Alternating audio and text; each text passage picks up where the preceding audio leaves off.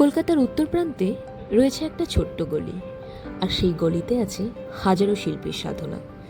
এই জায়গার নাম শুনলেই বাঙালির মনে ভেসে ওঠে দুর্গাপুজোর ছবি, যেখানে প্রতিমার গড়ন আর শিল্পীদের অবিরাম সাধনা নিত্যদিন চলতে থাকে। গলির ভেতরে পা রাখলেই মনে হয় যেন মাটির গন্ধে ভেসে যাচ্ছি। এখানে সারি সারি কারখানায় দেখা যায় অর্ধসমাপ্ত দুর্গা, গণেশ, লক্ষ্মী ঠাকুরের প্রতিমা। প্রতিটি শিল্পী যেন নিঃশব্দে এক একটা স্বপ্ন আঁকছেন। কেউ গড়ছেন দুর্গার ত্রিনয়ন, কেউ তুলির টানে রং দিচ্ছেন, কেউ আবার খুঁটিনাটি অলংকার বসাচ্ছেন। যতক্ষণ না পর্যন্ত প্রতিমা সম্পূর্ণ হয়, ততক্ষণ পর্যন্ত তাদের নিদ্রাহীন পরিশ্রম চলতেই থাকে।